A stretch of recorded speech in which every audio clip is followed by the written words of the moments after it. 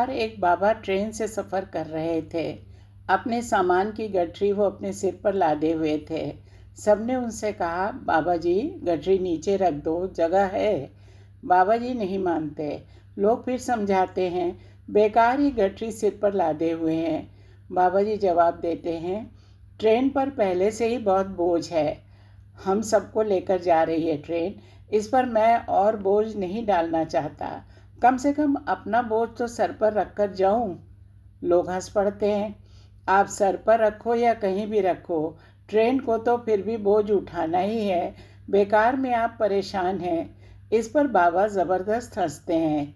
यह बात तुम लोगों को समझ में आती है कि बोझ चाहे सर पर रखो या ट्रेन पर, बोझ तो ट्रेन पर ही है, उससे फ़र्क नहीं पड़ता।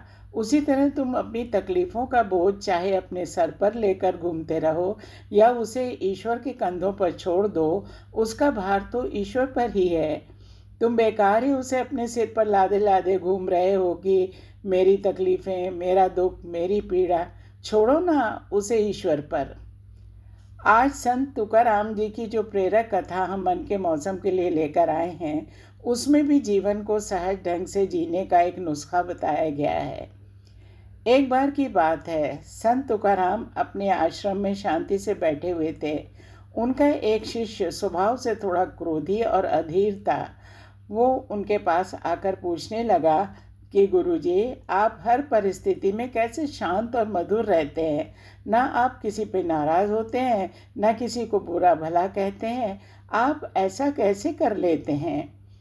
संत तुकाराम मुस्कुराए, मुझे तो किसी के बारे में नहीं पता, लेकिन मैं तुम्हारा एक रहस्य जानता हूँ। शिष्य ने अचरज से पूछा, मेरा रहस्य? संत तुकाराम ने गंभीरता से कहा, अगला हफ्ता तुम्हारे जीवन का आखिरी हफ्ता है। शिष्य हक्का बक्का रह गया। अगर किसी और ने ये बात कही होती तो वो उसे मजाक समझकर टाल देता। शिष्य उदास हो गया। गुरु का आशीर्वाद लेकर चुपचाप वहाँ से चला गया। शिष्य के मन में संत तुकाराम की बात गहराई से बैठ गई। उसका व्यवहार पूरी तरह बदल गया। उसने सोचा कि अगर मेरे पास केवल 7 दिन हैं तो इन 7 दिनों को सबसे अच्छे तरीके से बिताना चाहिए। अब उसने सबसे प्रेम पूर्वक मिलना शुरू कर दिया।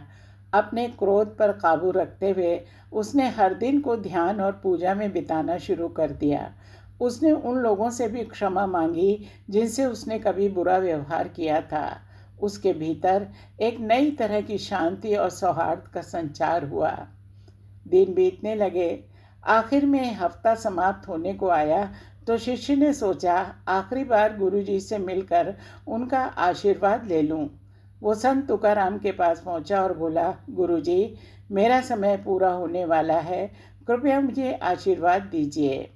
संत तुकाराम ने मुस्कुराते हुए कहा, मेरा आशीर्वाद हमेशा तुम्हारे साथ है। पहले ये बताओ, पिछले 7 दिन कैसे बीते? क्या तुम पहले की तरह ही लोगों से नाराज़ हुए, उन्हें कड़े वचन बोले? शिष्य ने सिर झुकाकर उत्तर दिया, नहीं गुरुजी, मेरे पास जीने के लिए सिर्फ 7 दिन थे। मैं इन्हें बेकार नहीं गंवा सकता था। मैं सबसे प्रेम से मिला, जिन लोगों का दिल दुखाया था उनसे माफ़ी भी मांगी। संत तुकाराम मुस्कुराए, बस यही तो मेरे अच्छे व्यवहार का रहस्य है। मैं हर दिन ये सोचता हूँ कि ये मेरा आखिरी दिन हो सकता है, इसीलिए सबसे प्रेम से मिलता हूँ। इसी कारण मेरा स्वभाव मधुर बना रहता है। शिष्य समझ गया कि जीवन का यही रहस्य समझाने के लिए गुरुजी ने उसे मृत्यु का भय दिखाया था। संत तुकाराम ने कहा, सच में हमारे पास केवल 7 दिन होते हैं, रविवार, सोमवार, मंगलवार, बुधवार, गुरुवार, शुक्रवार और शनिवार। 8वां दिन तो बना ही नहीं है। इसलिए हमें अपने हर दिन को प्रेम और करुणा से भरपूर बनाना चाहिए। शिष्य ने गुरु के चरणों में गिरकर आभार व्यक्त किया और तय किया कि वो हमेशा प्रेम और सकारात्मकता से जीवन व्यतीत करेगा।